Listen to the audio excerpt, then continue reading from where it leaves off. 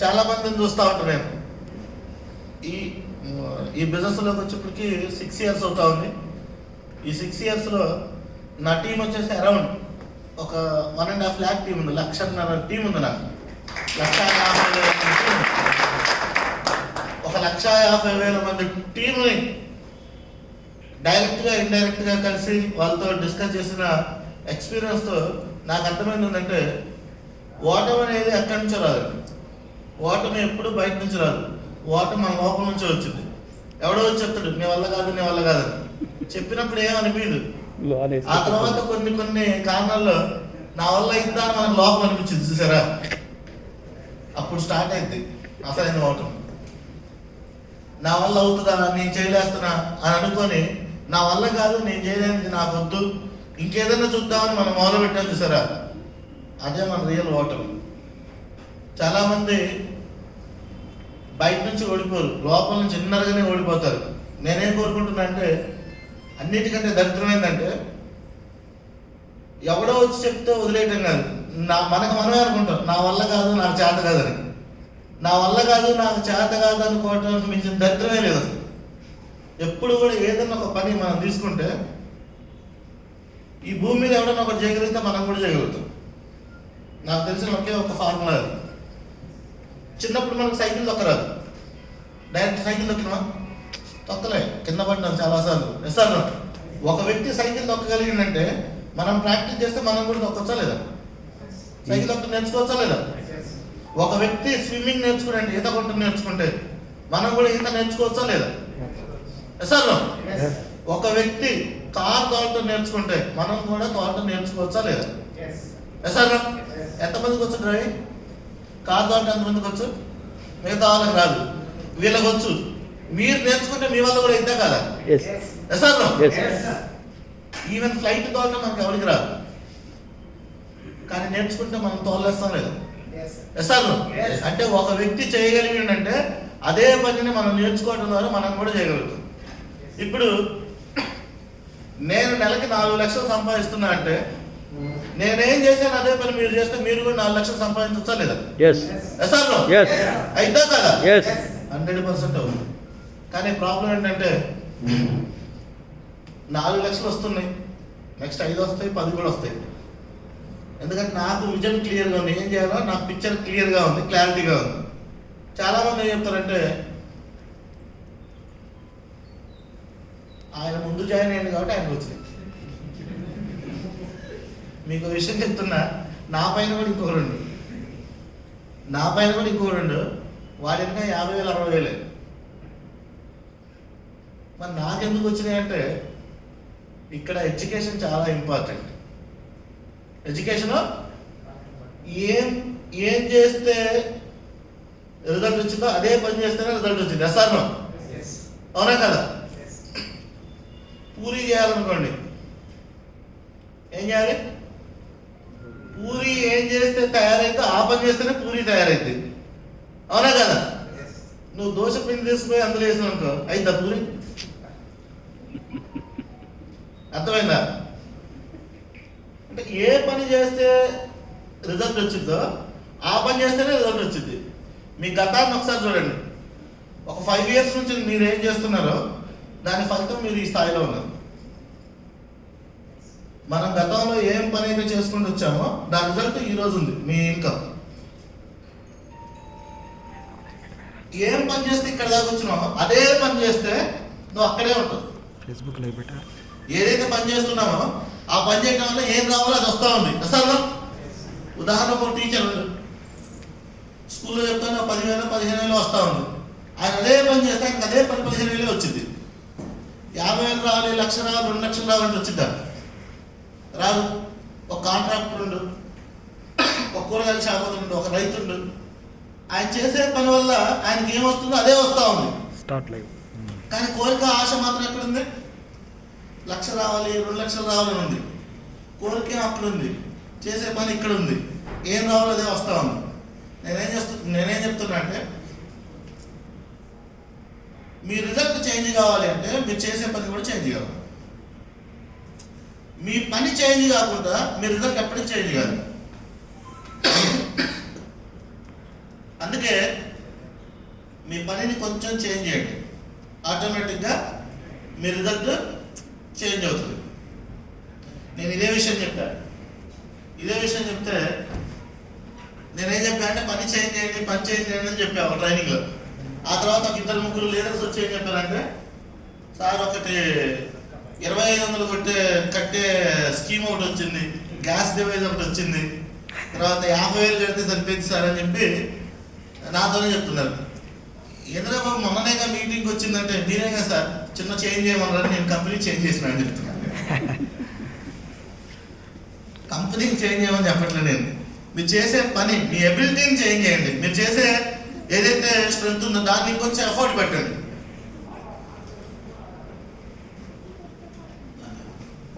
ఒక చిన్న ఎగ్జాంపుల్ చెప్తా. క్రికెట్ తెలుసా? క్రికెట్ అనే ఒక ఆట ఉంటుంది, తెలుసు కదా? క్రికెట్లో 1973, 1979 2 వరల్డ్ కప్లు వెస్టిండీస్ గెలిచింది. 1983 కూడా ఫైనల్కి వచ్చింది వెస్టిండీస్. అప్పట్లో వెస్టిండీస్ బౌలర్స్ అంటే ప్రపంచ దేశాలందరికీ భయం. ఆ కేటగిరీ ఏజ్ ఉన్న వాళ్ళు ఆ మ్యాచ్ చూసిన వాళ్ళు తెలిసింది. మార్షల్ కావచ్చు, అలాంటి వాళ్ళు అంటే అసలు బౌలింగ్ వేస్తే ఒక్కొక్కడు 6 అడుగులు ఎత్తు, 6-7 అడుగులు ఉంటారు. వాళ్ళు బౌలింగ్ వేస్తే మీదికి వచ్చేసినట్టే ఉంటుంది. ఆస్ట్రేలియా, ఇంగ్లాండ్ వాళ్ళంతా అసలు వాళ్ళ ముందు పెద్ద టీంలు కాదు. 200 స్కోర్ కొట్టారంటే ఎక్కువ కొట్టాడు అప్పటికి వెస్టిండీస్ మీద. అలాంటి ఫాస్ట్ బౌలర్లు, స్పిన్నర్ లేడు అసలు. 5 ఫాస్ట్ బౌలర్లు, ఒకటి నుంచి ఒకటి ఫాస్ట్ అవుతారు. అలాంటి టీము 2 వరుస ప్రపంచ కప్లు కొట్టి 3వ ప్రపంచ కప్ కూడా ఫైనల్కి వచ్చింది. హాట్ ఫేవరెట్ ఎవరు? ఆటోమేటిక్గా వెస్టిండీస్ ఉంటుంది ఎస్ఆర్లో. ఆ ఫైనల్కి మన పర్ఫార్మెన్స్ బాగుంది, దరిద్రానికి ఇండియా ఫైనల్ పోయింది.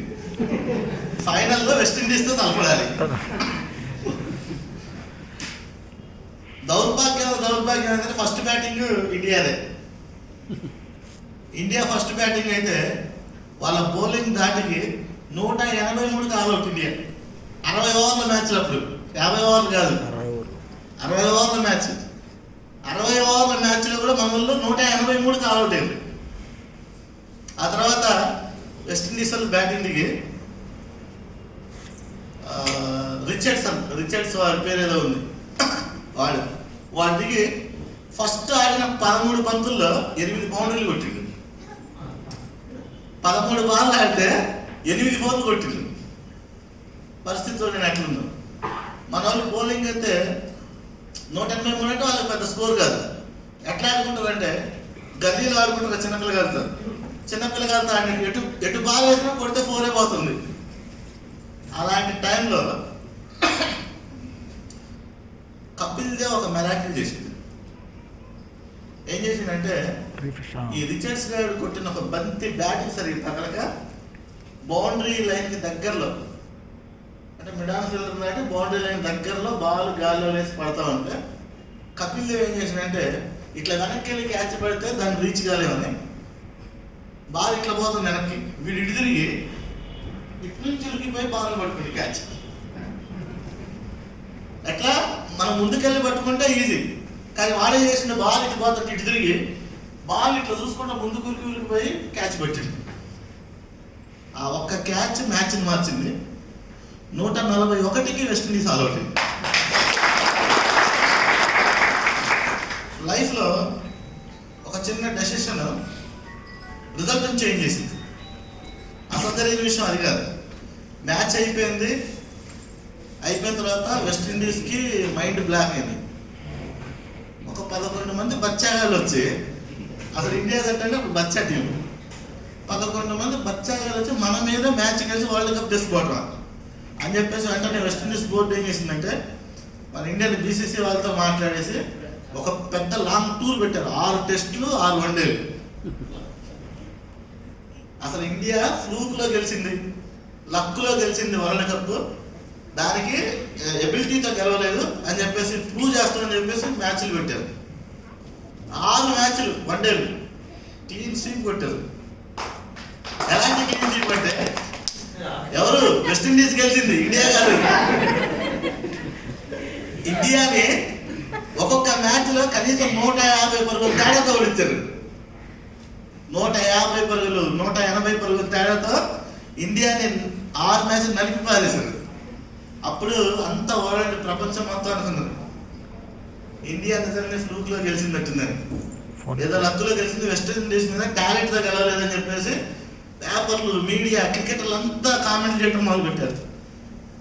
అమ్మటి 6 టెస్టులు ఉన్నాయి. 3 టెస్టుల్లో ఇండియాని ఫస్ట్ ఇన్నింగ్స్ తోనే మ్యాచ్లు గెలిచారు. సెకండ్ ఇన్నింగ్స్ జరగలేగా, వాడు 500 కొడితే మనం 400కి 2 ఇన్నింగ్స్ ఆగొచ్చు. అలాంటి ఫాస్ట్ బౌలింగ్ ఈ టైంలో చేసింది ఏంటంటే, ఇది మీరు బాగా వినండి, ఇది చాలా ఇంపార్టెంట్ ఇప్పుడు నేను చెప్పేది. ఆ టైంలో ఏం చేశారంటే గవాస్కర్ అంటే లెజెండ్ బ్యాట్స్మెన్. బ్యాటింగ్లో గవాస్కర్ని మించిన డిఫెన్స్ ప్లేయర్ ఇప్పటిదాకా లేడు. ఎలాంటి డిఫెన్స్ ప్లేయర్ అంటే 60 ఓవర్ల మ్యాచ్ ఒకసారి గవాస్కర్ ఆడితే ఫస్ట్ బాల్ గవాస్కర్ ఆడిండు, 60 ఓవర్ 4వ బాల్ కూడా గవాస్కర్ ఆడి నాట్అవుట్. 60 ఓవర్ల క్రికెట్ మ్యాచ్ ఆడితే స్కోర్ 36 పరుగులు కొట్టిండు. అంటే వాడు ఎలాంటి డిఫెన్స్ ఆడుతుందో చూడండి. ఎవడు బౌలింగ్ అని బ్యాట్ పెడితే అసలు వాడి మీద వాల్స్ ఒకటి రాసిండు. వాడు రిటైర్ అయ్యాక ఒక రాసింది ఏంటంటే, ఇండియాలో ఉండే ఫేమస్ తాజ్ మహల్ కూడా ఎవడన్నా ఎత్తకపోవచ్చు, కానీ తాజ్ మహల్ కూడా ఎవడన్నా ఎత్తకపోయినా ఎత్తకపోవచ్చు, ఆశ్చర్యం లేదు. కానీ గవాస్కర్ డిఫెన్స్ మాత్రం ఎవడు బ్రేక్ చేయలేడు, అలాంటి బౌలర్ అని చెప్పి రాసింది. అలాంటి బ్యాట్స్మెన్, అంత డిఫెన్స్. జిడ్డు అంటే పరమ జిడ్డుగాడు. అలాంటి వాడికి వాళ్ళ కోచ్ ఒక కౌన్సిలింగ్ ఇచ్చింది. వాల్స్ గాడు వరల్డ్ బెస్ట్ బౌలర్ అయితే నువ్వు వరల్డ్ బెస్ట్ బ్యాట్స్మెన్. వాడు బౌలర్ కావచ్చు బెస్ట్, కానీ నువ్వు బెస్ట్ బ్యాట్స్మెన్ నువ్వే వరల్డ్. నువ్వు చేయాల్సిన పని ఏంటంటే, నువ్వు డిఫెన్స్ ఆడతావు, ఆడేదంటే కొద్దిగా స్ట్రోక్తో ఆడు. కొద్దిగా వాడు డిఫెన్స్ ఆడితే ఎట్లాంటి క్రీజులోనే బాల్ పడింది, మళ్ళీ బౌలర్ వచ్చి తీసుకొని పోవాలి. అలాంటి డిఫెన్స్ గవాస్కర్ది. నువ్వు దాన్ని ఏం చేస్తావంటే స్ట్రైట్ బ్యాట్ కదా, కొద్దిగా పుష్ చేయి, కొద్దిగా ఎఫెన్స్ చేయని చెప్తే గవాస్కర్ మైండ్ సెట్ చేంజ్ చేసింది, యాటిట్యూడ్ మార్చుకుంటూ వాల్స్ గారు చేసిన ఫస్ట్ ఓవర్లో 4 4లు కొట్టింది. నేను ఇంతకు ముందు జరిగిన 3 మ్యాచ్ల్లో మ్యాచ్కి 10-12 వికెట్లు తీసిండు. 3 మ్యాచ్ల్లో 11 మంది ప్లేయర్స్ ఎవడో కూడా ఒక్క 4 కూడా కొట్టలేదు. వాడి బౌలింగ్లో 4 లేదు అసలు. అలాంటి బౌలర్ని ఫస్ట్ ఓవర్లో 4 4లు కొట్టింది. ఒక్కసారి యాటిట్యూడ్ చేంజ్ చేసిన తర్వాత జరిగింది ఏంటంటే, బిఫోర్ లంచ్ కంటే ముందు గవాస్కర్ 107తో సెంచరీ కొట్టిన ఆటౌట్ మిగిలింది. ఆ తర్వాత 3 మ్యాచ్ల్ని ఇండియా డ్రా చేసి టెస్ట్ని కాపాడింది. ఒక వ్యక్తి యాటిట్యూడ్ మార్చుకుంటే రిజల్టే మారిపోయింది. ఇంకా అందులో గొప్ప ఏంటంటే, లాస్ట్ మ్యాచ్లో సెకండ్ ఇన్నింగ్స్లో గవాస్కర్ ఒక్కడు 236 పరుగులు కొట్టిండు. 2 రోజులు క్రీజులో నుంచి బయటకు పోయి 2 రోజులు క్రీజులో పడి ఎంత బౌలింగ్ వేసినా సరే 2 రోజులు వికెట్ పడకుండా కాపాడి 236 పరుగులు నాట్అవుట్కి మెలిసి టెస్ట్ మ్యాచ్ డ్రా చేసింది. అదే ఫస్ట్లో భయం, యాటిట్యూడ్, భయం. ఎప్పుడైతే ఆ భయం ఉండో 10-20 కంటే ఎక్కువ కొట్టలేదు. ఒక్కసారి యాటిట్యూడ్ చేంజ్ చేయడం వల్ల మ్యాచ్ రిజల్టే మారిపోయింది. నేనేం చెప్తున్నా అంటే, మీలో కూడా భయం, నేను చేయగలుగుతున్నా లేదా, నా వల్ల అవుతుందా లేదా, ఈ యాటిట్యూడ్ తీసేయండి. మా వల్ల ఏంటంటే మీ వల్ల కూడా అయింది. ఎస్ఆర్ బిలీవ్ చేయండి. మీరు చేయాల్సిన పని ఒకటే, మా వల్ల ఎందుకైందో ఇలాంటి మీటింగ్ అయిపోయాక వచ్చి కూర్చొని మాట్లాడండి. మీటింగ్ అంటే మేము ఏదో 4 డైలాగులు ఇంపార్టెంట్ విషయాలు చెప్తాం. అదే మీరు బయట కలిసి పర్సనల్ కూర్చొని మాట్లాడితే, మాకు ఎలాంటి కష్టాలు వచ్చినాయి, ఎలాంటి హడీల్స్ వచ్చినాయి, మేము ఎట్లా ఫేస్ చేసినాం, ఎట్లా ముందుకెళ్ళినాం, ఇంత పెద్ద టీంని బిల్డ్ ఎలా చేసినాం, మా మైండ్ సెట్ ఎట్లుంది, ఇలాంటివన్నీ మీరు నేర్చుకుంటే మీరు కూడా టీం బిల్డ్ చేయొచ్చు. ఆ భయం అనే యాటిట్యూడ్ తీసేసి ఎప్పుడైతే అగ్రెసివ్గా నేను చేస్తా, నా వల్ల అవుతుంది, నేను గెలవాల్సిందే అని మీరు ఎప్పుడైతే డెసిషన్ తీసుకుంటారో, ఆ ఒక్క డెసిషన్ మీ జీవితాన్ని కాదు, మీ ఎంటైర్ మీ ఫ్యామిలీ, మీ టోటల్ మీ ఫ్యామిలీ, మీ లైఫ్నే మార్చిపాల్సింది. ఈరోజు 100 రూపాయలకి 500 రూపాయలకి ఇంట్లో అడిగితే ఎందుకని అడుగుతారు కారణం. సార్ ఇంట్లో వాళ్ళు ఒక 500 అడిగితే ఏం చెప్తాం? మనం అడిగారు అనుకో, ఎందుకు 500 అని అడుగుతాం. సార్ అదే మీ పాకెట్లో 1,00,000 ఉంటాయి తీసిస్తాం, అడుగుతారా? 500 అంటే తీసుకోండి. అంటే ఇలా 100 రూపాయలకి 500 కూడా గొడవ అయ్యే పరిస్థితి. ఇష్టంగా చికెన్ తినాలనిపించిన సండే ఎప్పుడు వచ్చిందని ఎదురు చూడాలి. సండే అంటే ఒక పండుగ, ఆ రోజే. సార్ అదే డబ్బులు పుష్కలంగా ఉంటే ప్రతిరోజు పండుగ. సండే లైఫ్ అనేది ప్రతిరోజు పండుగలా ఉండాలి. ఇందాక ఓవైనా చెప్పినట్టుగా ఈ జీవితం అనేది ఐస్ క్రీమ్ లాంటిది. మీరు ఎంజాయ్ చేసినా చేయకపోయినా, జీవితాన్ని అనుభవించినా అనుభవించకపోయినా కరిగిపోయింది. ఎస్ఆర్లో లైఫ్ అనేది చాలా చిన్నది. దీనికోసం లైఫ్ మొత్తం పనిచేద్దామా? ఈ జీవితాన్ని మొత్తం అడిగిందా రుద్దుదామా? లేదు, ఎఫర్ట్ పెట్టి ఒక 3 ఏళ్ళు సీరియస్గా 3 ఏళ్ళు డెడికేషన్తో పనిచేసి మిగతా లైఫ్ అంతా ఎంజాయ్ చేద్దాం. నేను కరెక్ట్గా 3 ఏళ్ళు కష్టపడి పనిచేశాను నెట్వర్క్లో. సీరియస్గా పనిచేశాను. సురేష్ తెలుసు, సైదులకి తెలుసు, ఇంకా కొంతమంది మీకు ఓఎన్ఆర్కి తెలుసు. ఎలాంటి సీరియస్తో పనిచేశానంటే ఉదయం 6:30 7 గంటలకు ఫీల్డ్లో ఉండేది. ఇంట్లోంచి బయట కాదు, ఒక క్లయింట్ దగ్గర కూర్చునేటువంటి. రాత్రి 11:30 నుంచి 12:30 1 వరకు కాల్ చేసిన రోజులు చాలా ఉన్నాయి. పడుకున్నోండి లేపి నైట్ 11:30కి 12కి పోయి కాల్స్ చెప్పి టైం ఉండేది కాదు. 4-5 లీడర్స్కి అపాయింట్మెంట్స్ ఇచ్చేది. వాడు చెప్పేది, బాబు ఎట్టి పరిస్థితుల్లో వస్తా, తిని ఆరాము పడుకో, ఫోన్ చేసి లేపి నీకు కాన్సెప్ట్ చెప్తా అని చెప్పేది. సో అట్లా ఎఫర్ట్ పెట్టి పనిచేస్తున్నాం కాబట్టి, ఆ ఎఫర్ట్తో పనిచేయబట్టే ఈరోజు నిజం చెప్తున్నా, ఈ మంత్ మొత్తం ఇదే ఫస్ట్ డే నేను వర్క్ చేయటం. నేను ఈరోజే వచ్చా ఫస్ట్ డే పనికి. నా కారు కూడా షోరూంలో ఇచ్చారు. నాకు రెస్ట్ ఉంది, దానికి కూడా రెస్ట్ ఇద్దాం కొంచెం. దానికి కొంచెం లైట్ ఒకటి ప్రాబ్లం అయింది, చేపిద్దామని పెట్టా. 2 రోజులు టైం పట్టిద్దానండి. అట్లే కొంచెం పెయింట్ కూడా వేసి పెడతాను. ఎందుకంటే షోరూమ్ వాడికి మనం 20 కార్లు ఇప్పించాం. పెయింట్ వేస్తా, కార్లు నీ దగ్గర తీసుకోవాలా వద్దా అని చెప్పాడు. వాడు ఫ్రీగా పెయింట్ వేసి పెడతాను, ఎందుకంటే పొజిషన్ పవర్ వచ్చింది ఇప్పుడు. రైట్. సో ఈరోజు ఫస్ట్ డే పని చేస్తామన్నా.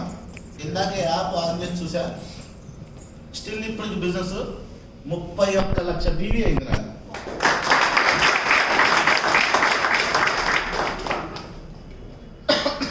ఇప్పటి వరకు అయింది 31. సింహం ఇప్పుడు బయలుదేరింది బిజినెస్కి. ఈ 10 డేస్లో 20 లక్షల బిజినెస్ చేస్తాను.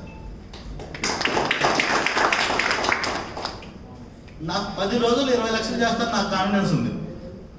ఎందుకంటే నా మీద నాకున్న నమ్మకం, నా టీం మీద నాకున్న నమ్మకం. మీరు కూడా మిమ్మల్ని నమ్మండి. బిజినెస్లో 100% మీరు కూడా సక్సెస్ అవుతారు. ఈ బిజినెస్ని ఆడుతూ పాడుతూ సరదాగా బిల్డ్ చేయొచ్చు. టీం బిల్డింగ్ అనేది మీకు అర్థమవుతే, టీం బిల్డింగ్ మీకు చేయడం వస్తే, మీరు ఆడుతూ పాడుతూ మీరు టీం బిల్డ్ చేయొచ్చు. పాత కంపెనీలో ఒక స్లోగన్ ఉండేది, 3 feet రూల్ అని. మన చుట్టుపక్కలకి 3 అడుగుల దూరంలో ఎవరు వచ్చినా సరే వాళ్ళు మన టీం మెంబర్ అయిపోవాలి, మన బిజినెస్ పార్ట్నర్ కావాలి. సార్ అవునా కదా? కానీ మన కంపెనీ ఎప్పుడు పెట్టినాం? కరోనా టైంలో పెట్టినాం. మినిఫినీతి ఎప్పుడు పెట్టినాం? కరోనా టైంలో పెట్టినాం. కరోనాలో 3 feet ఎవడవుతాడు? ఎవరు రాడు. భలే పని అయింది కదా సార్, 3 feet ఎవరు రావట్లేదు. టీం బిల్డ్ చేయడం చాలా కష్టం. మనం పెద్దగా ఆలోచించాలి. సార్ దాని రూల్ మార్చడం. ఇప్పుడు నా వాయిస్ ఎంత దూరం వినపడుతుంది? 30 feet అని పడుతుంది. సార్ 30 feet దూరంలో ఎవడొచ్చినా మన టీం మెంబర్ అయి ఉండాలి. మన వాయిస్ ఎక్కడ రీచ్ 3 feet లేదు, ఇప్పుడు 30 feet. మన వాయిస్ ఎంత దూరం వినపడుద్దో అంత దూరంలో ఎవడున్నా సరే వాడు మన బిజినెస్ పార్ట్నర్ అయి ఉండాల్సిందే. అట్లా మీరు పెట్టుకొని మీరు వర్క్ చేస్తే 100% సక్సెస్ మీ దగ్గరకు వచ్చింది. సార్ అవునా కదా?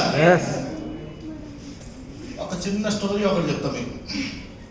ఇది బాగా, మీరు ఎప్పుడు నర్వస్ అయినా, ఎప్పుడు డిప్రెస్ అయినా ఇది బాగా గుర్తు తెచ్చుకోండి. నేనే ఇదే స్టోరీని గుర్తు తెచ్చుకొని సక్సెస్ అయ్యాను. రైట్. సో దానికంటే ముందు ఒక చిన్న చిక్క చెప్తాం మీకు ఫార్ములా. కొంతమంది ఎందుకు కొద్దిగా నీరసంగా డల్ కనబడుతున్నారు. కొంచెం మూడ్ ఆఫ్ అయినట్టుగా, కొంచెం ఎందుకో కొద్దిగా మసాలా తగ్గినట్టుగా, లేదా ఆకలి అవుతున్నట్టుగా, అందులో రెస్టారెంట్లో ఉన్నాం, కొంచెం దాని ఎఫెక్ట్ ఏదో కావచ్చు, కొంచెం బ్యాటరీ లోలో కనపడతా ఉంది. దీన్ని కొంచెం మనకి ఎప్పుడైనా సరే చూడండి, హ్యాపీ మూడ్లో ఉన్నాం అనుకోండి, పని ఎలా ఉంటుంది? హ్యాపీ మూడ్లో ఉంటే బాగా ఉత్సాహంగా ఎక్సైట్మెంట్తో పనిచేస్తాం సార్, రిజల్ట్ కూడా అంతే వచ్చింది. అదే మనం మూడ్ ఆఫ్లో ఉంటే పని ఎట్లా ఉంటుంది? మూడ్ ఆఫ్లో ఉంటే ఎట్లా ఉంటాం? బ్యాటరీతో, ఎక్సైట్మెంట్తో ఉంటే హ్యాపీ. మనకు కూడా అప్పుడప్పుడు మూడ్ ఆఫ్ అవుతూ ఉంటుంది సార్, అవునా కదా? నాకు తెలిసి డబ్బులు పాకెట్లో సరిగ్గా లేకపోతే రోజు 3-4 సార్లు కూడా మూడ్ ఆఫ్ అవుతుంది. సాయంత్రం 6 దాటిందంటే మూడ్ ఆఫ్ అయ్యాయి, పాకెట్ ఫుల్ లేకపోతే, అవునా కదా? మన మూడుని కరెక్ట్ చేసుకోవడానికి ఏం చేయాలి? ఒక చిన్న చిట్కా చెప్తా, ఓకే? ఒకసారి స్ట్రైట్ కూర్చోండి, వెన్నుపూ స్ట్రైట్ పెట్టి మంచి కూర్చోండి. తల కిందకి పెట్టదు, తల 45 డిగ్రీస్లో పెట్టండి. కొంచెం కళ్ళు పెద్దగా చేసి కొంచెం మంచిగా స్ట్రిక్ట్ కూర్చున్నారా? ఎసాలో ఈ పొజిషన్లో ఎవరైనా మూడ్ ఆఫ్లో ఉంటారు, మూడ్ ఆఫ్ అయినా ఎవరైనా ఇట్లా కూర్చొని తలెత్తి నేను మూడ్ ఆఫ్లో ఉన్నా అని చెప్తారా? మూడ్ ఆఫ్ అయితే ఎట్లా ఉంటాం? వాలిపోతాం. ఎసాలో మీకు ఎప్పుడు కొద్దిగా మూడ్ ఆఫ్ అనిపించినా, ఎప్పుడు కాన్ఫిడెన్స్ లో అనిపించినా, మీరు చేయాల్సిన పని ఏంటంటే స్ట్రైట్గా వెన్నుకు స్ట్రైట్ పెట్టి కూర్చోండి, తల కొద్దిగా పైకి ఎత్తి చూడండి, మీ మూడ్ ఆటోమేటిక్ చేంజ్ అయిపోయింది. ఎప్పుడైతే మీ మూడ్ చేంజ్ అయిందో మీ థాట్స్ పాజిటివ్ థాట్స్ రావడం స్టార్ట్ అవుతాయి. ఎప్పుడైతే పాజిటివ్ థాట్స్ వచ్చినాయో ఆటోమేటిక్గా మనం సక్సెస్ అవుతాం లేదా? ఎసాలో పాజిటివ్ థింకింగ్ తో సక్సెస్ కావచ్చా లేదా? రాంగ్. పాజిటివ్ థింకింగ్ తో సక్సెస్ కావు. Positive madam, positive action efforts తో మనం సక్సెస్ అవుతాం. ఆలోచన విమానం కొనాలి, బెంచ్ కార్ కొనాలని ఆలోచన ఉంది, వచ్చిందా?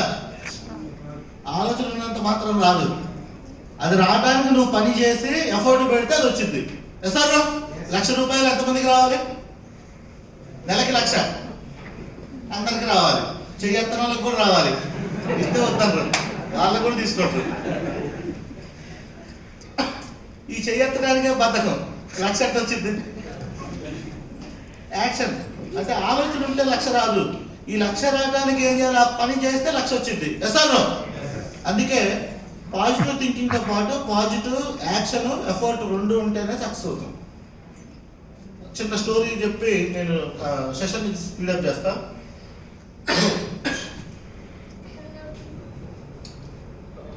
గౌతమ్ బుద్ధుడు తెలుసా? ఎంతమంది తెలుసా?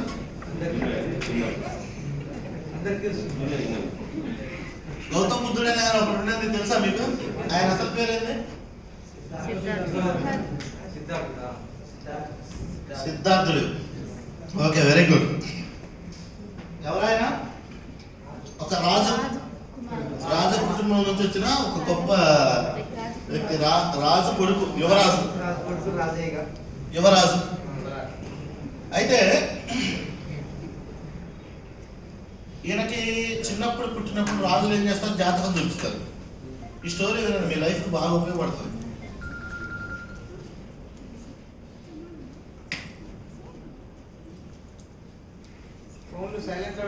బాడీ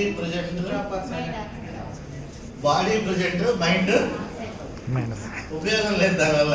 రైట్, స్టోరీ చెప్పే ముందు ఈ పాయింట్ కూడా చెప్తారు. మన చిన్నప్పటి నుంచి ఏం చెప్పారంటే స్కూల్కి వెళ్తే ఎలా రాయాలో చెప్పారు. ఎస్ఆర్ ఎలా చదవాలో చెప్పారు.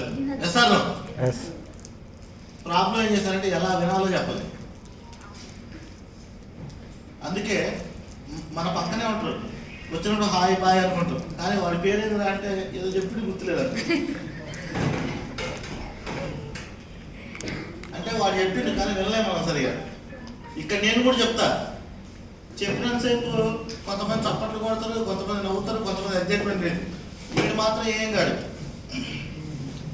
ఎందుకంటే ఉన్నది ఇక్కడే కానీ మైండ్ మాత్రం ఇక్కడ లేదు. ఆ పొజిషన్లో ఉండకండి. వినండి, ఇది మీకు ఇంపార్టెంట్. మీరు బిజినెస్ చేసినా చేయకపోయినా, మీరు ఎక్కడున్నా, ఏ బిజినెస్లో ఏ సెగ్మెంట్లో ఉన్నా మీ లైఫ్కి ఉపయోగపడుతుంది. అయితే ఆ సిద్ధార్థుడు పుట్టగానే, గౌతమ బుద్ధుడు పుట్టగానే ఏం చేశారంటే జాతకం చూపించారు. జాతకం చూపిస్తే ఒక గొప్ప జ్యోతిష్యుడు ఏం చెప్పిండంటే, మీ వాడు అయితే గొప్ప రాజు అవుతాడు, లేకపోతే గొప్ప సన్యాసి అవుతాడు అని చెప్పిండు. మధ్యలో అటు ఇటు కొట్టుకుంటూ మాత్రం ఉన్నాడు. అయితే గొప్ప రాజు అవుతాడు, లేకపోతే గొప్ప సన్యాసి కాదు, సన్యాసి. సన్యాసికి సన్యాసి తేడా ఉంటుంది. అందరిని వదిలిపెట్టి పోతే వాడు సన్యాసి, అందరూ వాడిని వదిలితే వాడు సన్యాసి.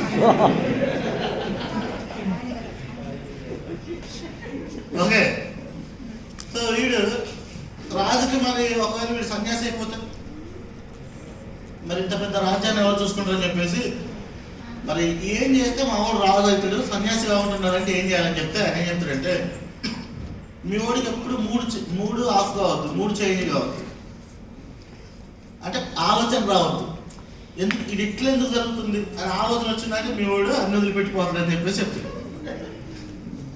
అందుకని ఏం చేస్తాడంటే రాజు ఏం చేస్తాడు, రాజు కాబట్టి ఒక 3 ప్యాలెస్లు కట్టిస్తాడు. ఆ 3 ఎలాంటి అంటే, వర్షాకాలం వస్తే వర్షం తెలవదు, చలికాలం వస్తే చలి తెలవదు, ఎండాకాలం వస్తే ఒక వేడి తెలవదు, ఒకే రకమైన టెంపరేచర్ మెయింటైన్ చేసేలా ఉండేలాంటి 3 ఇళ్ళు కట్టించి, అంతఃపురంలో చెట్లు ఉంటాయి కదా, పండు ఆకు వస్తే వాటిని వెంబడి తీసేసి ఎప్పుడు పచ్చ కనపడాలి, ఎండిపోయిన ఆకులు కనపడద్దు అసలు. ఎందుకంటే ఎండిపోయిన ఆకు కనపడింది అనుకో వాడికి డౌట్ వచ్చింది, ఈ ఆకు నిన్నటిదాకా బాగా ఎందుకు ఎండిపోయిందని డౌట్ వచ్చిందంటే వాడు పోతాడు. ఎండిపోయిన ఆకు కనపడకుంటుండేనా మొత్తం మనుషులు పెట్టి ఎప్పటికప్పుడు క్లీనింగ్ చేస్తూ ఉంటారు. ఇట్లా జరుగుతూ ఉంటుంది. ఒకరోజు ఏం జరిగిందంటే, అంటే రాజు బయటకు వచ్చినప్పుడు మొత్తం ప్రచారం చేసి అందరు ఇంట్లో ఉండాలి, ఎవడు బయటికి రాదు, అడుక్కునేటోడు కనపడద్దు, ముసలి కనపడద్దు, అంతా ఉండేది. ఇట్లా చిన్నప్పటి నుంచి జరుగుతూ ఉంటే ఒకరోజు పెళ్ళి అవుతుంది. గౌతమ బుద్ధుడికి పెళ్ళయింది. పెళ్ళైన తర్వాత ఒకరోజు ఒక ఇంపార్టెంట్ ఫంక్షన్కి రాజు కుటుంబం అటెండ్ కావాలి. రాజుగారు కొద్ది సిక్ అయి ఉండి మనోడు పొమ్మని చెప్తాడు. ప్రచారం చేశారు ముందే, ఎవ్వరు బయటికి రావద్దని. అనుకోకుండా పోతా ఉంటే ఏం జరుగుతుందంటే, అన్ఫార్చునేట్గా ఒక ముసలోడే ఎదురైతాడు. ఎదురైతే వాడు ఇట్లా కర్ర పట్టుకుని వంగి నడుస్తూ ఉంటాడు. వాడు గుర్రం రథం తోలేవాడు ఉంటాడు, వాడిని అడుగుతాడు, ఏంటి వీడు ఇట్లుండేందని. వాడు ఎప్పుడు చూడలేక ముసలోళ్ళని, అంతా ఎవ్వరంగా ఎందుకు ఉండేవాళ్ళని, అందంగా ఉండేవాళ్ళని చూసిండు. ఫస్ట్ టైం ముసలోని చూసిండు. వాడికి డౌట్, ఈ మనిషి ఏంటి ఇట్లుండేందని. అంటే వాడేం చెప్తాడంటే, రథం తోలేవాడు నేను చెప్పకూడదు అంటాడు. రాజు అడిగినప్పుడు నేను చెప్పకూడదంటే రాజుకి ఎట్లా ఉంటుంది, కోపం వచ్చిందా లేదా, ఎందుకు చెప్పకూడదు అంటే, చెప్తే నన్ను చంపేస్తాడు, చెప్పకపోతే కూడా నేను చంపేస్తా కాదు, కేసు లేదు కదా వాళ్ళకి. అంటే భలే చిక్కు వచ్చిందని అప్పుడు చెప్పాడు, రాజా దీన్ని వృద్ధాప్యం అంటారు, ముసల్తనం. ప్రతి ఒక్కడు ఏజ్ అయిపోయాక ముసలోడే ఇట్లా కావాల్సిందే. అవునా, నేను కూడా అట్లా అవుతానా అంటే, మీరు కూడా అట్లా కావాల్సిందే, ఇప్పుడు ఎవరు అని చెప్తాడు. మనిషి ఇట్లా కూడా అవుతాడా అని వాడికి అనిపిస్తుంది. ఇంకొద్ది దూరం పోయాక ఒక పాడ మీద మనిషిని కట్టేసి తీసుకుపోతాం, శవాన్ని తీసుకుపోతా ఉంటే వీడు అది కూడా చూస్తాడు. చూశాక వాడిని అడుగుతాడు, ఏది వీడిని దీన్ని కట్టుకొని పోతాడు లేదని. మనిషిని వాడికి తెలియదుగా, మనిషి చచ్చి పాడికి కట్టుకుని, ఏది వీడిని పండపెట్టి దాన్ని కట్టుకొని పోతాడు, నడవలేడు అని అడుగుతాడు. అంటే మళ్ళీ చెప్తాడు, నేను చెప్పకూడదు సార్ అని. సేమ్ రిజల్ట్ అక్కడ. అంటే ఆయన చనిపోయాడు, ఆయన్ని శ్మశానాన్ని తీసుకెళ్తున్నారు, అక్కడ తీసుకెళ్ళి ఆయన మొత్తం కాలబెడతారని చెప్పి చెప్తాడు. అంటే నేను కూడా ఇట్లా కావాల్సిందేనా అని అడుగుతాడు. కావాల్సిందే స్వామి, ఎవరైనా మీరైనా నేనైనా ఎవరికైనా అది చివరి దశ అని చెప్తాడు. ఆ తర్వాత కొద్ది దూరం వెళ్ళాక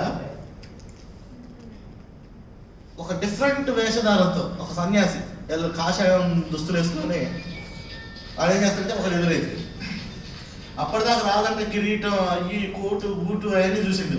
ఎసారు అసలు వీడికాడ ఒక్క వాచ్ లేదు, ఒక నెక్లెస్ లేదు, ఏం లేదు అసలు. జస్ట్ ఒక టవల్ వేసుకుని ఒక టవల్ పెట్టుకొని పోతాడు. వాళ్ళకని ఏం లేదు. వీడేంది డిఫరెంట్ గెటప్లో ఉండేది అని అడుగుతుంది. ఆయన సన్యాసి స్వామి ఈ ప్రపంచంలో ఈ బాధలు ఇలాంటి అన్ని వదిలేసి మోక్షం కోసం, దేవుడి కోసం ఆయన అన్ని బంధాలను వదిలేసి ఇట్లా తయారైందని చెప్తాడు. అంటే ఇట్లా తయారైతే మనకేం అలాంటి బాధలు ఏముండవా అంటే ఏముండవు అని చెప్తాడు. ఆ రోజు నైట్ ఇంటికి వెళ్ళి పడుకొని ఆలోచిస్తే ఆ శవం అవన్నీ గుర్తొస్తూ ఉంటాయి. నేను ఇంత బాగున్నా, నా వయసు కూడా అట్లే కావాలా అని ఏం చేస్తాడు, ఒక డెసిషన్ తీసుకొని ఇంట్లోంచి వెళ్ళిపోదాం అంటే డిసైడ్ అవుతుంది. మరి మనవాడికి అప్పుడే కొత్తగా పెళ్ళైంది, 2 నెలలు 3 నెలలు అవుతుంది పెళ్ళి. మరి ఆయన భార్య పేరేంది? యశోధర. ఒకవేళ ఆమె అడిగింది అనుకో, ఏం చెప్పింది? నేను అన్ని వదిలేసి సన్యాసి ఎట్లా అంటే పోలేదు కదా, చెప్పా చేయకుండా వెళ్ళిపోతుంది. వెళ్ళిపోయి ఒక 12 సంవత్సరాలు కఠోరమైన తపస్సు, ధ్యానం అవన్నీ చేసి జ్ఞానోదయం తీసుకొని ఇంటికి వస్తాడు. ఇంటికి వచ్చేసరికి అప్పటికే యశోధరతో చిన్న కొడుకుంటాడు. వెళ్ళేం తెల్లారిపోలేదు, 2-3 నెలలకు పోయలేదు. కొడుకంటే డౌట్ వచ్చింది, ఏదో బాధ వచ్చింది.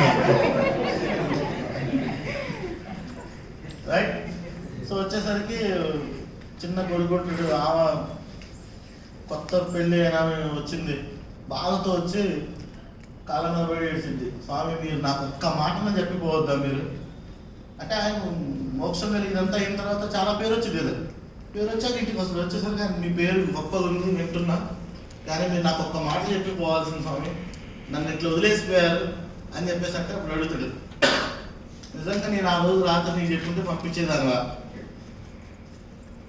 నువ్వు ఖచ్చితంగా పంపించు వేస్తాను అని ఒక డైలాగ్ చెప్తాడు. వెళ్ళేటప్పుడు ఎవరు వెళ్ళారనేది ఇంపార్టెంట్ కాదు, వచ్చేటప్పుడు ఎవరు వచ్చారనేది ఇంపార్టెంట్. వెళ్ళేటప్పుడు ఎవరు వెళ్ళిండు? సిద్ధార్థుడు వెళ్ళిండు. వచ్చేటప్పుడు బుద్ధ భగవానుడు వచ్చిండు. సార్ మీరు కూడా ఈ ఇండస్ట్రీలోకి మీరు ఒక డిస్ట్రిబ్యూటర్గా రావచ్చు. మీరు వచ్చేటప్పుడు ఎలా వచ్చారనేది ఇంపార్టెంట్ కాదు, ఇక్కడ సక్సెస్ అయ్యి మీరు వెళ్తారు చూసారా, అప్పుడు ఎలా వెళ్తున్నారు అనేది ఇంపార్టెంట్. ఒక లీడర్గా, ఒక గొప్ప వ్యక్తిగా, ఒక సక్సెస్ఫుల్ పర్సన్గా. ఇప్పుడు మీరు ఇంట్లోంచి వచ్చేటప్పుడు నేను పోయి నెట్వర్క్ చేస్తా అంటే మీ ఇంట్లో చెప్తారు సబ్బులు పేస్ట్ అమ్ముతా ఇంట్లో కూర్చోని కాళ్ళు పడుతున్నావు, సబ్బులు పేస్ట్ పట్టుకున్నావు అంటే ఏం పని రా పని, వాడింటికి వీడింటికి తిరగటం అవసరం, మనం ఏంది మన ఫ్యామిలీ ఏందని చెప్తారు. సార్ మీరు చెప్తే ఎవరు మిమ్మల్ని రానియరు ఈ బిజినెస్లో. మీకు సీక్రెట్ చెప్పనా, 4 లక్షలు ఇప్పుడు స్టిల్ నెలకి 4 లక్షలు వస్తుంది, పని చేసినా చేయకపోయినా వస్తుంది. నేను ఈరోజు మీటింగ్కి వస్తుంటే కూడా ఏదో ఉద్యోగం చూసుకోవచ్చుగా ఊరికి తిరగడమేనా అంటారు. అనుకున్నాను ఆయన మీకు అర్థం కాదు. అంటే ఎప్పటికీ మీరు విన్నది మీరు, చూసింది మీరు, తెలుసుకుంది మీరు కాబట్టి మీకు తెలుసు ఇందులో ఏముందనేది. సార్ వాళ్ళకి తెలియదు, వాళ్ళకి దీంట్లోనే పవర్ తెలియదు. ఇంటికి పోగానే ఇప్పుడు ఇంటికి పోయేసరికి ఏదో రెడీగా ఉంటుంది. అంటే ఏంటిది రెడీగా? ఏమన్నా ఆన్లైన్లో చూస్తారు. ఇప్పుడు ఆన్లైన్ ఒకటి వచ్చింది, నా మొబైల్ తీసుకొని ఈ పాటికి ఒకటి వచ్చి ఉంటుంది, ఇగో ఈ చీర బాగుందా, ఇది బాగుందా, ఈ బాగుంది అని. పోయేసరికి ఒకటి రెడీగా ఉంటుంది ఖర్చు. ఎప్పుడన్నా ఒకసారి అడుగుతాను, నెలకు ఒకసారి అడుగుతున్నాను. ఉద్యోగం చేస్తుంటే ఎన్ని పనిగా ఎత్తరానికి కాదు, ఉద్యోగం చేస్తే అవన్నీ కొనిటం కదా. నేను కూడా 8 సంవత్సరాలు జాబ్ చేశాను. 8 సంవత్సరాలు జాబ్ చేస్తే నా ఇన్కమ్ 8 సంవత్సరాలకి నా హైయెస్ట్ ఇన్కమ్ ఎంత అంటే 42,000 తీసుకున్నాను. 8 ఇయర్స్ తర్వాత 42,000. ఆ టైంలో జాబ్ బంద్ చేసి నెట్వర్క్ ఫుల్ టైం బ్యాకప్ చేశాను. ఆ 40,000 వచ్చేది కానీ ఎట్లా ఖర్చు అయ్యేది అయిపోయేది అసలు. ఎప్పుడేది కొనిద్దామని నెక్స్ట్ పండగ అని చెప్పేటాడు, ఏది కొనివ్వని చెప్పినా నెక్స్ట్ పండగకి, నెక్స్ట్ కొందాం, నెక్స్ట్ తర్వాత చూద్దాంలే. కానీ ఇప్పుడు సిచ్యువేషన్ ఎట్లుందంటే ఏదైనా అడిగితే బాగుంటుంది, తొందరగా కొనిద్దామని. ఎందుకంటే ఏదైనా కొనిచ్చాను 1 వారం రోజులు రిలాక్స్ దొరికింది, మన ఇష్టం ఎట్లా పోవచ్చు. తొందరగా ఏదైనా అడిగితే బాగుంది ఇట్లు ఉంది. ఎందుకంటే ఇప్పుడు అకౌంట్ ఫుల్ లోడ్ ఉంది. ఆ టైంలో ఎప్పుడు అకౌంట్ ఎట్లుండదంటే వర్షాలు లేకపోతే నేల ఎట్లుంటుంది బాగా ఎండిపోయి ఇట్లా తెలుసుంటుంది రెడీగా. ఎప్పుడు అకౌంట్ డబ్బులు పడితే రెడీగా డబ్బులు మిగులుతారు. సో అలాంటి సిచ్యువేషన్ నుంచి నెట్వర్క్లోకి వచ్చాక నిజంగా లైఫ్ అంటే ఏంది, లైఫ్ స్టైల్ అంటే ఏందని ఇప్పుడు అర్థమవుతా ఉంది. సో అందుకే ఒకటే చెప్తాను, మీరు ఈ బిజినెస్లోకి వచ్చేటప్పుడు మీరు ఏ పొజిషన్లో ఎలాంటి టైంలో ఎట్లా వచ్చారనేది ఇంపార్టెంట్. ఒక 2 years 3 years ఇది ఒక తపస్సులాగా పట్టుకోండి, దీన్ని చేయండి. 3 years తర్వాత మీ లైఫ్ స్టైల్ ఎలా ఉంటుంది, అప్పుడు మీరు ఎలా అవుతారు, అది ఇంపార్టెంట్. ఎలా వచ్చారనేది కాదు, ఈ ఇండస్ట్రీలో మీరు ఎలా ఎదిగారనేదే ఇంపార్టెంట్. మీ సక్సెస్ చూస్తారు జనాలు. ఈరోజు నాకు 4 లక్షలు వచ్చేది చూస్తున్నారు సార్. ఇది రావడానికి నేను ఎంత కష్టపడ్డా, ఎలాంటి రోడ్లో తిరిగా, ఎన్ని వాటర్ కూడా ఒక్కోసారి దొరకదు కొన్ని విలేజ్లో పోతే ఎండాకాలం. ఏమన్నా ఇది ఎందుకంటే వాడికే నీళ్ళు లేవు, మనకి అడుగుతున్నాడు. అలాంటి సిచ్యువేషన్ ఆకలి అవుతూ ఉంటుంది. హోటల్ కానీ ఏముండదు తినడానికి, పొద్దున్న ఎప్పుడో తింటే మళ్ళీ నైట్ ఆకలి దప్పిక, ఇలాంటి ఎన్నో ఎండ వాన చలి ఎన్నో రోజులు కష్టపడి ఫీల్ చేస్తే ఈరోజు ఏసీ కార్లు తిరిగే స్థాయికి వచ్చాం. ఈరోజు ఏం కనపడుతుంది, 4 లక్షల ఏసీ కారే కనపడుతుంది, కానీ నా వెనకుండే స్ట్రగుల్ ఎవరికి కనపడుతుంది. ఎస్ఆర్లో జనాలు కూడా అంతే. మీరు ఎంత కష్టపడ్డారు ఏంటనేది ఎవరు చూడరు, మీ సక్సెస్ చూస్తారు. మీరు కూడా దృష్టి పెట్టుకోవాల్సింది ఏంటంటే మీ లైఫ్ స్టైల్, మీ సక్సెస్, మీ డ్రీమ్, మీరు ఎలా ఉండాలి మీ లైఫ్లో, దాన్ని రోజు ఇమాజిన్ చేయండి, దానికోసం పని చేయండి. మీకు ఒక బలమైన కారణం లేకపోతే మీరు పని చేయలేరు. బలమైన కారణం ఉండాలి. ఒకసారి అక్బర్ బీర్బల్ స్టోరీలు వింటుంటాం కదా. అక్బర్ ఏం చేసిందంటే గ్రాండ్ పార్టీ ఇచ్చింది. రాజుగారి పార్టీ ఇస్తే ఎలా ఉంటుంది, ఏం కావాలంటే అది.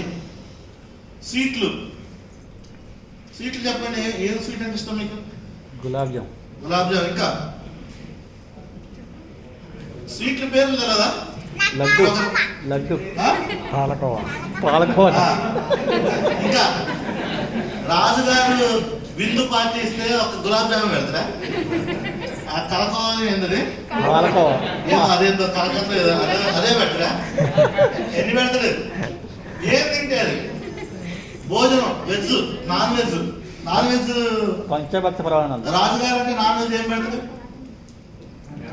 దుప్పులు, జింకలు. చెప్పండి, నాన్ వెజ్ లో మీకు తెలిసిన ఐటమ్స్ చెప్పండి. మటన్, చికెన్, బోటి ఫిష్. మటన్, చికెన్, బోటి ఫిష్ అవన్నీ మామూలుగా ఉండేవి, మనమే పెడతాం. రాజుగారు నువ్వేం తింటాది? పంచభక్ష ప్రమాణాలు ఇవన్నీ పెట్టిందంట. పంచభక్ష ప్రమాణాలు, స్వీట్లు, లడ్డులు అన్ని పెట్టిందంట. అన్ని పెట్టి అందరూ మంచిగా ఫుల్ తింటా ఉంటే బీర్బల్ మాత్రం సైలెంట్గా కూర్చున్నాడు.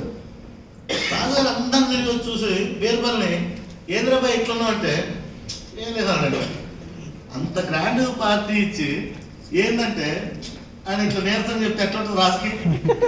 ఏదో తక్కువ ఏంద్రబాయ్ వచ్చి దగ్గరకు ఏమైనా తక్కువ అయిందా, నీకు ఏమైనా కావాలా, నువ్వు చెప్పు, ఆర్డర్ ఇప్పటికిప్పుడు తెప్పిస్తా. అసలే నువ్వు ఇంపార్టెంట్. మరి నిన్ను సాటిస్ఫై చేయకపోతే ఇదంతా వేస్ట్ అయిపోయింది. నీకేం కావాలో చెప్పంటే అంత ఓకే, ఏం లేదు, నథింగ్, బాగానే ఉంది అంటున్నాను. ఈ టైప్లో చెప్తే ఎట్లా ఉంటుంది రాజుగారికి? కోపం వచ్చిందా లేదా? లాస్ట్ అండ్ ఫైనల్ అడిగినట్టు చెప్పుతా ఊరేయమంటావు. నీకేం కావాలో చెప్పు, ఏది నచ్చలేదో చెప్పు, ఇంకా నీకు ఏదైనా ఇష్టమైంది ఏమైనా ఉంటే చెప్పు, అది తెప్పిస్తా, కానీ నువ్వు ఇట్లా నిరాశ ఉండొద్దని చెప్పినట్టు. అప్పుడు బీర్బల్ చెప్పినట్టు అన్నీ బాగున్నాయి సార్, ఎంత మంచిగా ఉంది, సూపర్, అన్నీ ఉన్నాయి, నాకు ఆకలి లేదని చెప్పినట్టు.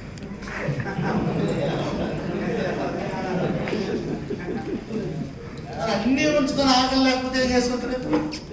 సార్ ఇక్కడ డబ్బు ఉంది, పేరుంది, అన్నీ ఉన్నాయి, కానీ మీకు సంపాదించాలని కోరిక లేదని నేనేం చేశాను?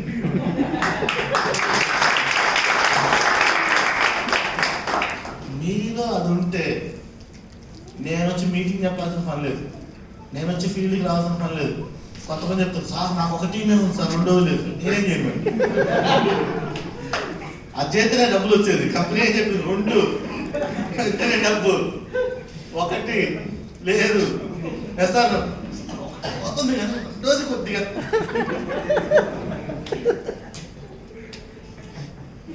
నీ లోపల కారు బెంచ్ కారు కొనాలని డ్రీమ్ ఉందనుకో, నువ్వు నన్ను అడగవు రెండోది. రెండు నువ్వు ఇంకోటికి ఎత్తావు.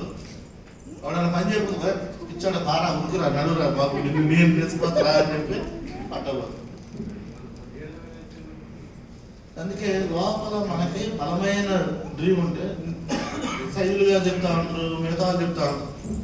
అసోసియేషన్ మనకి ఏం కావాలో మన మైండ్లో బాగా ఆలోచన చేస్తే మనకు అలాంటి వాళ్ళే దొరుకుతూ ఉంటాం. ఇప్పుడు దెబ్బ తగిలిన కాలికే మళ్ళీ దెబ్బ తగిలిద్దాం సార్ మనం, ఎందుకంటే ఆలోచన ఏడ తగిలిద్దాం మళ్ళీ తగిలిద్దాం. ఒకరు పెళ్లి చేసుకోవాలనుకుంటాం, ఎట్టి పరిస్థితుల్లో పెళ్లి చేసుకోవాలనుకుంటాం. అప్పుడు ఏమైంది దానికి ఎవరిని చూసినా అబ్బా వీళ్ళ పెళ్లి కానీ వాడికి పెళ్లి కానీ వాళ్ళే కనపడతా ఉంటాం. సార్ మనం కూడా డిస్ట్రిబ్యూటర్లు కావాలి, మన టీం కావాలని మనం ఆలోచన చేస్తే ఎవరిని చూసినా మనకి డిస్ట్రిబ్యూటర్ వీడు పనికొత్తుడు బాగా, వీడి సర్కిల్ వీడు బాగానే పనికొత్తుడు, వీడిని జాయిన్ చేసుకుని నా టీం వస్తుంది, మనకు అలాంటి వాళ్ళే కనబడతా ఉంటాం. అందుకే ముందు మన మైండ్ మన ఆలోచన ఎట్లుందంటే నేను టీం బిల్డ్ చేయాలి, నేను పెద్దగా ఎదగాలి, నా డ్రీమ్స్ అన్ని ఫుల్ఫిల్ కావాలంటే నాకు టీం ఉండాల్సిందే. మీరు టీం ఉండాలి అని మీరు ఆలోచన చేస్తే టీంలో జాయిన్ కావడానికి చాలా మంది ఉన్నారు రెడీగా. సార్ ఎవ్వరు లేరు సార్, జనాలు నాకు ఎవ్వరు దొరకట్లేదు. ఇది బాగా చెప్తారు అందరు, ఎవ్వరు దొరకట్లేదంటే కిందికి పోండి, బయటికి పోయి కళ్ళు మూసుకొని ఒక చిన్న నెక్కి పనులు తీసుకొని ఇసిరేయండి, ఖచ్చితంగా ఎవరో రాయేసిందంట. జనాలు బయట చాలా మంది ఉన్నారు, నీకు చెప్పడం రావట్లేదు అంతే, జనాలు లేక కాదు. వెనుఫినిత్లో ఇండియాలో జనాభా ఎంత ఉంది? 130 కోట్ల మంది జనాభా ఉంది. ఎస్ఆర్లో వెనుఫినిత్లో 2 లక్షల మంది జాయిన్ అయింది ఇప్పుడు దాకా. ఎంతమంది? 2 లక్షల మంది జాయిన్ అయ్యారు వెనుఫినిత్లో. ఇంకెంత ఖాళీ ఉంది? 129 కోట్లు. ఈ 2 లక్షల టీంలో నా దగ్గర ఉన్న కొద్ది టీంకే నాకు 4 లక్షలు వచ్చినాయి. అదే నా టీం 1 కోటి ఉంటే, మీ టీం ఒక 10 లక్షలు ఉంటే మీకు ఎంత డబ్బు వచ్చింది? 10 లక్షలు. చేసే పనే ఉంది, టీం బిల్డింగ్ కదా. టీం బిల్డింగ్ ఎంత ఈజీ అంటే డబ్బులు ఎంతమందికి కావాలి?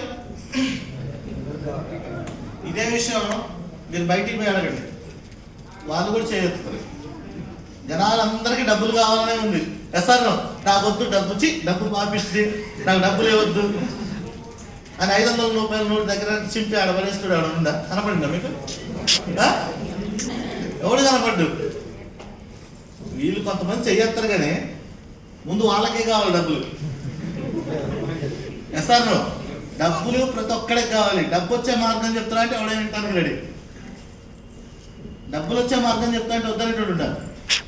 డబ్బు పాపిస్తుందండి నేను సంపాదించడం అనేటువంటి కనపడిందా మీకు? ఎవడు కనపడు. సో అందుకే డబ్బు వచ్చే మార్గాన్ని మీరు ప్రజెంటేషన్ ఎలా చేయాలో నేర్చుకుంటే ప్రతి ఒక్కరు మీ బిజినెస్లో జాయిన్ అవుతుంది.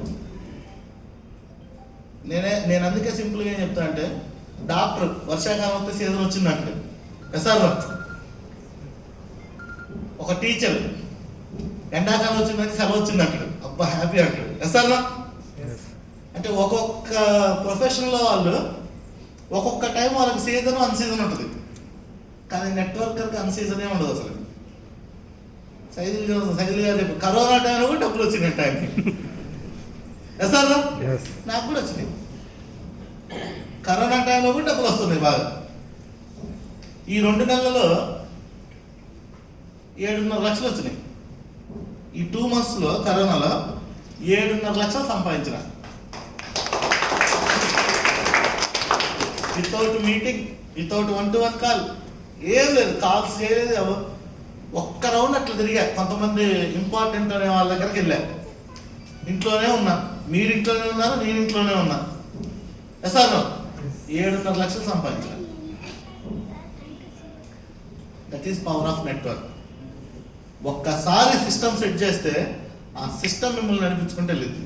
అందుకే దీన్ని ఎలా బిల్డ్ చేయాలి, ఎలా చేయాలని దాని గురించి నేర్చుకోండి. ఎడ్యుకేషన్ అవసరం. అదొక్కటి నేర్చుకుంటే చాలు, మీరు ఇందులో 100% ఏమవుతారు? సక్సెస్. అన్నిటికంటే పెద్ద సౌండ్ ఏంటంటే సక్సెస్ది. సక్సెస్ని మించిన సౌండ్ చేయకూడదు. అరిస్తే ఇక్కడ దాకా కనపడుద్ది, కానీ అదే నువ్వు బెంజ్ కారు కొను, నీ ఊరు మొత్తం వినపడింది, నువ్వు ఎవరికి చెప్పాల్సిన పని లేదు. అరే వాడు బెంజ్ కారు కొను, అరే వాడు డబ్బులు మామూ, వాడు మామూలు కాదురా ఎస్తారు. నువ్వు ఇంట పోయినావు అనుకో, వాడికి ఏంద్రా పిల్ల జమీందార్ 5 లక్షలు వస్తాయంట బెంజు. ఎస్ఆర్ సక్సెస్ అయితే నీ గురించి నువ్వు చెప్పుకోవాల్సిన మళ్ళీ అది దాని సౌండ్ చాలా పెద్ద పడుతుంది. సో ఈ ఇండస్ట్రీలో మీరు ఆ సక్సెస్ని బాగా ఎంజాయ్ చేయొచ్చు. పేరుంది, డబ్బు ఉంది, అన్నీ ఉన్నాయి. సో ఇప్పుడు చూస్తారు కొంతమంది ఇచ్చి పోతే వాళ్ళకి ఎలా హార్మింగ్ సమ్మానం ఉంటుందో కూడా, ఎలాంటి బూస్టింగ్ ఉంటుందో కూడా మీరు చూడొచ్చు. సో మరి ఈ ఇండస్ట్రీలో హెల్త్ కేర్ ప్రొడక్ట్ ఏంటి బ్రీఫ్గా, సో ఈరోజు రేపటి నుంచి జూమ్ మీటింగ్స్లో మీకు ఎక్కువ ప్రోడక్ట్స్ గురించి ఎక్కువ సబ్జెక్ట్ చెప్తాం. ఈరోజు బ్రీఫ్గా అసలు ప్రోడక్ట్ ఏంటి, హెల్త్ కేర్లు ఏమేమి ఉన్నాయి, పర్సనల్ కేర్లు ఏమేమి ఉన్నాయి, రాబోయే ప్రోడక్ట్ ఏంటి, సో ప్రోడక్ట్ వాడితే వచ్చే మనకు వచ్చే హెల్త్ బెనిఫిట్ ఏంటి బ్రీఫ్గా అలా ఈరోజు ప్రోడక్ట్ గురించి తెలుసుకుందాం. డబ్బు ఎలా వచ్చింది ప్లాన్ ఒక 10 నిమిషాలు చూద్దాం. ఓకే, ఆ తర్వాత ఈ అసలైన హెచ్ఈఎస్ ప్రోగ్రామ్ ఈరోజు మనం సక్సెస్ చేసి ఈ ప్రోగ్రామ్ సక్సెస్ఫుల్గా కంప్లీట్ చేద్దాం. ఒక పావు గంట ప్రొడక్ట్ గురించి, ఒక 10 నిమిషాలు ప్లాన్ గురించి డిస్కస్ చేద్దాం. Are you ready? Are you ready? So మరి ప్రోడక్ట్ గురించి చెప్పడానికి మన మధ్యలో సో ఈ ప్రోడక్ట్ డివిజన్లో పనిచేసే ఎక్స్పీరియన్స్ ఉన్న వ్యక్తి, సో హెల్త్ కేర్ మీద మంచి పట్టున్న వ్యక్తి, సో యాకన్న గారు. సో అగైన్ ఒకసారి మళ్ళీ యాకన్న గారిని ఇన్వైట్ చేద్దాం. సో ప్రోడక్ట్ గురించి వినండి. ప్రోడక్ట్ గురించి ఏదైనా డౌట్ ఉంటే ప్రోగ్రామ్ అయిపోయాక ఒక 15 to 20 minutes ఇక్కడే వెయిట్ చేస్తాం. మాతో మీరు పర్సనల్గా డిస్కస్ చేయొచ్చు. Right, please welcome sir. ఒకసారి జోరుగా క్లాస్.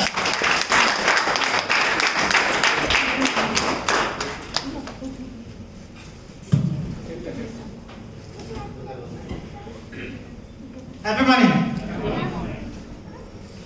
అందరికీ డబ్బులు కావాలన్నా వద్దా? డబ్బులు ఉంటే హ్యాపీగా ఉంటారా? డబ్బులు మాత్రమే ఉంటే హ్యాపీగా ఉంటారా? డబ్బులతో పాటు ఆరోగ్యం కూడా ఉండాలి. మరి మనం ఆరోగ్యం